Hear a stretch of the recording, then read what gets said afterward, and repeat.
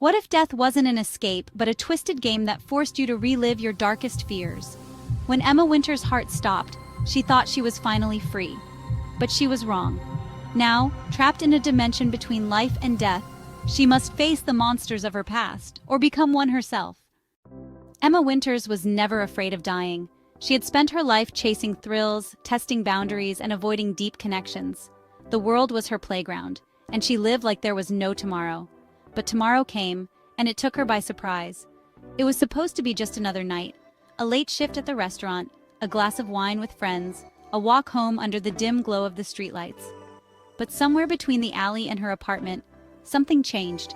A sudden pain in her chest, sharp and electric like a lightning strike. The last thing she remembered was her knees buckling beneath her vision fading as the world spun out of control. When Emma awoke, she expected the bright, sterile lights of a hospital room. Instead, she found herself standing in a vast, endless void. No walls, no floor, just an infinite, pitch-black space stretching out forever. It felt like she was floating, weightless, yet anchored to something deep within her. Her heart pounded as she spun around, searching for anything that might explain where she was. "Hello? Is anyone there?" The silence was suffocating, the kind of silence that made her skin crawl. And then out of nowhere, a whisper, a faint sound just behind her ear. "You can never go back."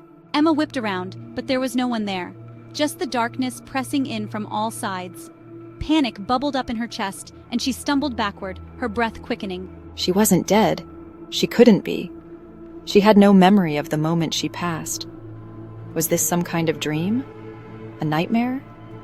Was she trapped in some kind of purgatory? And then the fog appeared. At first, it was a small wisp, like smoke curling in the air, but soon it thickened, surrounding her. It was cold, unnaturally cold, and it seemed to press against her, tightening, suffocating. "You shouldn't have come here." The voice was clear now, and Emma's blood ran cold. She turned slowly, dread seeping into her bones. The fog parted, and there, standing in front of her, was a figure. A woman, her face obscured by shadows, dressed in a long dark gown that seemed to shimmer in the nothingness. Her eyes were the only part of her face visible, black as coal, empty as the void. Emma wanted to scream, but the words caught in her throat. "Who are you?" The figure smiled, though it wasn't a comforting smile. It was something far darker, something ancient. "I am the keeper of what you've left behind." The word sent a chill through Emma, her stomach twisting into knots. "What are you talking about? I don't..." "You don't remember?" the woman interrupted, her voice now harsh and taunting. "Your life is filled with shadows, Emma, and now they've come to claim you." Emma's mind reeled. Shadows? What was this woman talking about? "You're wrong," Emma said, her voice barely a whisper. I was just living my life. There's nothing for me to pay for." But the figure didn't respond immediately. Instead, she stepped closer, her presence looming over Emma. As she did, the darkness around them seemed to pulse, alive with some twisted energy. And then I felt it, the weight of everything I had left behind, the secrets I had buried, the people I had hurt, the lies I had told myself.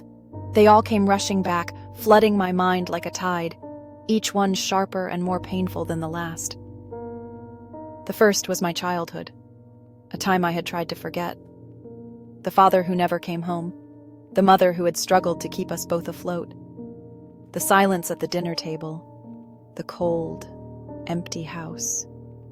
Then, there were the years of recklessness, the men I had used, the friends I had abandoned. I had always believed I was above it all, too clever to be caught. But now, here, in the vast, empty space between life and death, the weight of my choices crushed me. And then... "You can still choose love, Emma. It's not too late." Was it too late? The darkness faltered just for a moment. And in that moment, I knew something. I didn't have to keep running. I didn't have to live in fear of my own mistakes forever. I could face them, own them, and break free. The darkness around Emma began to dissipate. Light broke through and the cold began to fade. Was Emma truly free from the darkness that haunted her? Or was this just another illusion in the endless cycle of the afterlife? One thing was certain, her journey had only just begun, and there were still shadows to face before the light could truly set her free.